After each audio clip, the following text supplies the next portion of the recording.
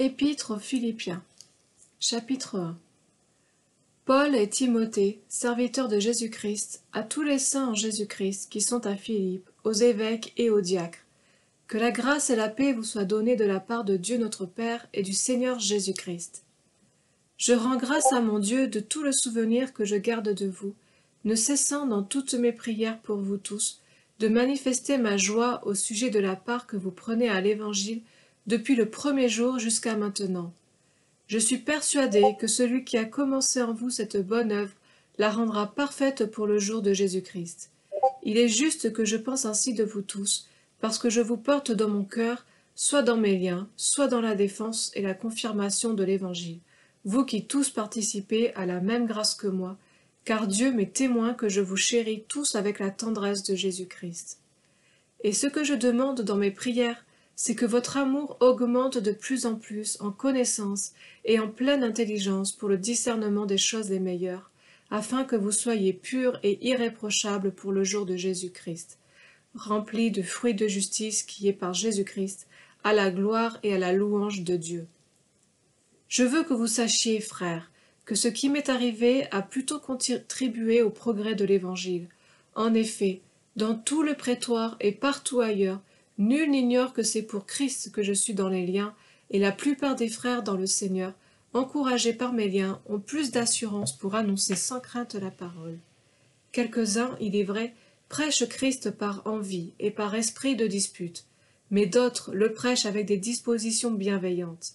Ceux-ci agissent par amour, sachant que je suis établi pour la défense de l'Évangile, tandis que ceux-là, animés d'un esprit de dispute, annoncent Christ dans des intentions qui ne sont pas pures et avec la pensée de me susciter quelque affliction dans mes liens. Qu'importe.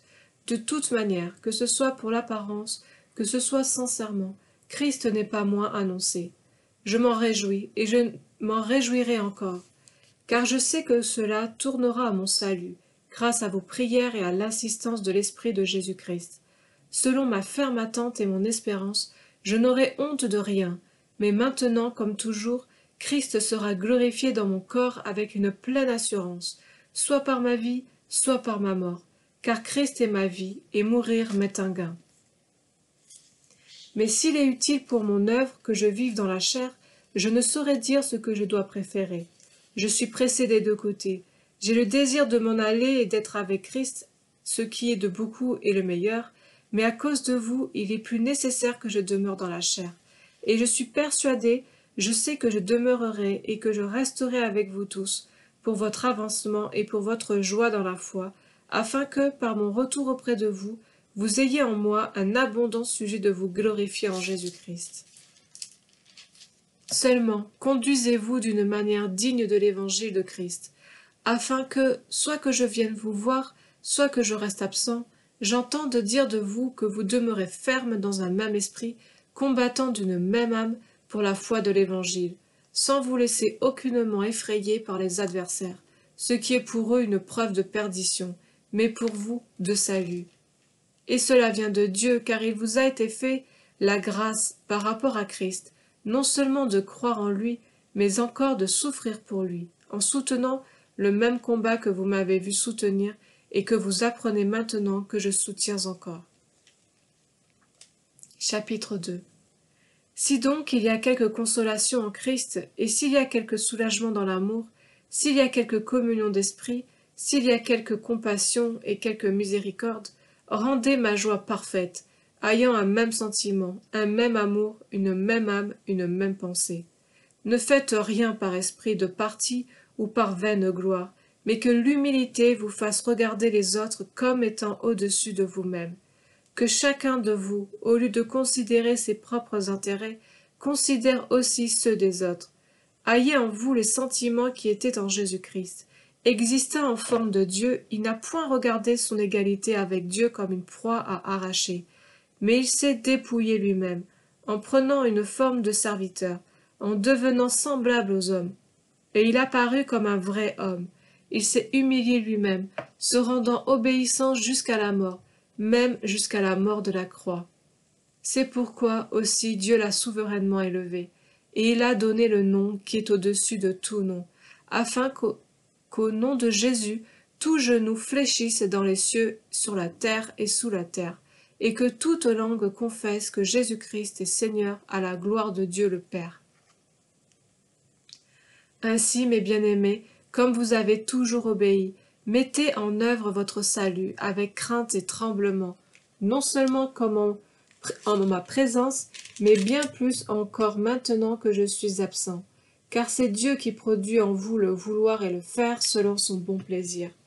Faites toutes choses sans murmure ni hésitation, afin que vous soyez irréprochables et purs, des enfants de Dieu irréprochables au milieu d'une génération perverse et corrompue, parmi laquelle vous brillez comme des flambeaux dans le monde, portant la parole de vie, et je pourrai me glorifier au jour de Christ de n'avoir pas couru en vain ni travaillé en vain. Et même si je sers de libation pour le sacrifice et pour le service de votre foi, je m'en réjouis, et je me réjouis avec vous tous. Vous aussi, réjouissez-vous de même, et réjouissez-vous avec moi.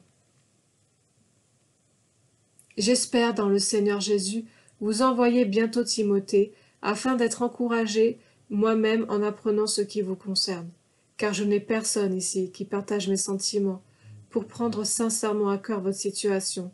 Tous, en effet, cherchent leur propre intérêt, et non ceux de Jésus-Christ.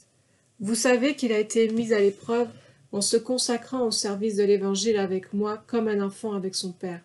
J'espère donc vous l'envoyer dès que j'apercevrai l'issue de l'état où je suis, et j'ai cette confiance dans le Seigneur que moi-même aussi j'irai bientôt. J'ai estimé nécessaire de vous envoyer mon frère Épaphrodite, mon compagnon d'œuvre et de combat, par qui vous m'avez fait parvenir de quoi pourvoir à mes besoins, car il désirait vous voir tous, et il était fort en peine de ce que vous aviez appris sa maladie. Il a été malade en effet, et tout près de la mort. Mais Dieu a eu pitié de lui, et non seulement de lui, mais aussi de moi, afin que je n'aie pas tristesse sur tristesse.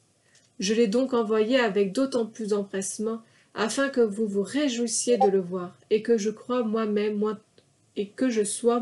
moins triste. Recevez-le donc dans le Seigneur avec une joie entière, et honorez de tels hommes, car c'est pour l'œuvre de Christ qu'il a été près de la mort, ayant exposé sa vie afin de suppléer à votre absence dans le service que vous me rendiez. Chapitre 3. Au reste, mes frères, réjouissez-vous dans le Seigneur. Je ne me lasse point de vous écrire les mêmes choses, et pour vous cela est salutaire.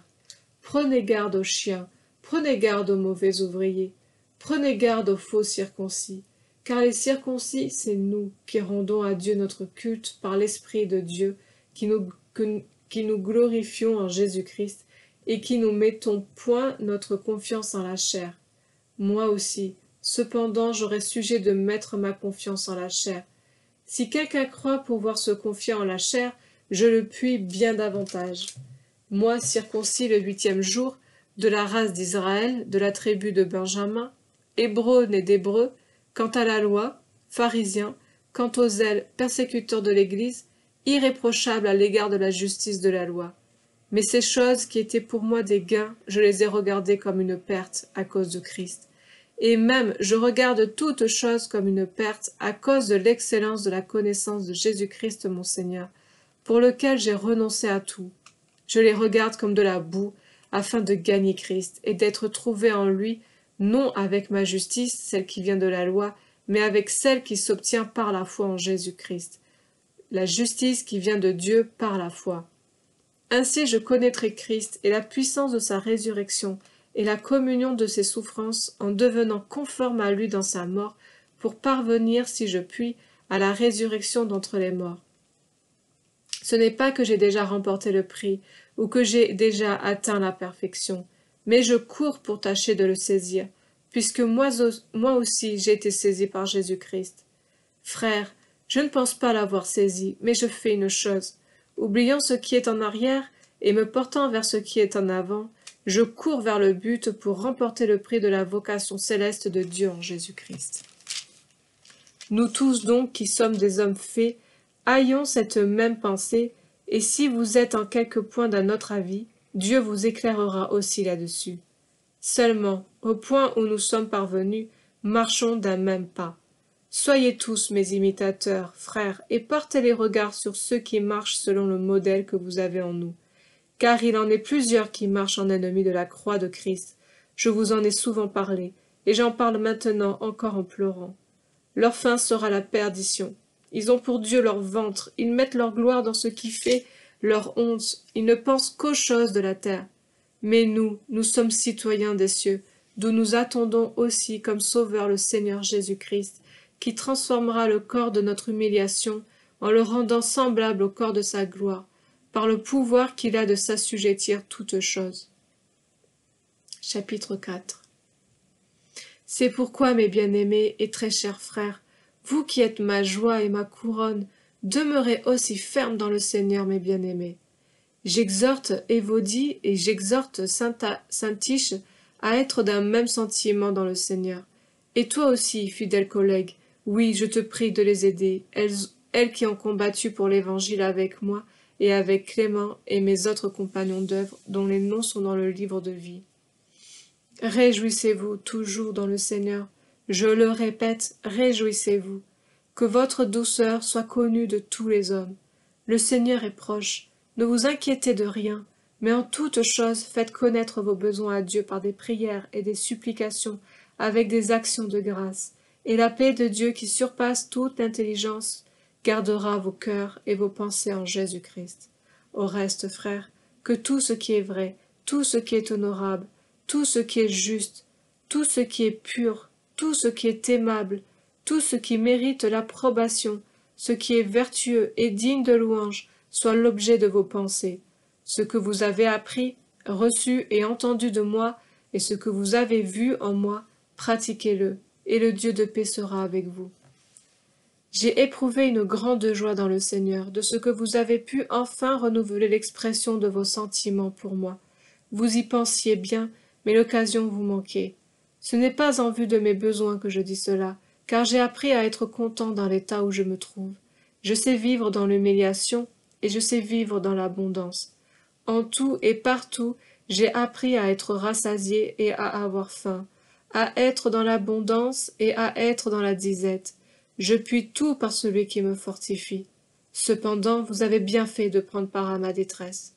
Vous le savez vous-même, Philippiens, au commencement de la prédication de l'Évangile, lorsque je partis de la Macédoine, aucune église n'entra en compte avec moi pour ce qu'elle donnait et recevait. Vous fûtes les seuls à le faire, car vous m'envoyâtes déjà à Thessalonique, et à 2 reprises de quoi pourvoir à mes besoins. Ce n'est pas que je recherche les dons, mais je recherche le fruit qui abonde pour votre compte. J'ai tout reçu, et je suis dans l'abondance. J'ai été comblé de bien, en recevant par Épaphrodite ce qui vient de vous comme un parfum de bonne odeur, un sacrifice que Dieu accepte et qui lui est agréable. Et mon Dieu pourvoira à tous vos besoins, selon sa richesse, avec gloire en Jésus-Christ. À notre Dieu et Père soit la gloire au siècle des siècles. Amen. Saluez tous les saints en Jésus-Christ. Les frères qui sont avec moi vous saluent. Tous les saints vous saluent, et principalement ceux de la maison de César. Que la grâce du Seigneur Jésus-Christ soit avec votre esprit.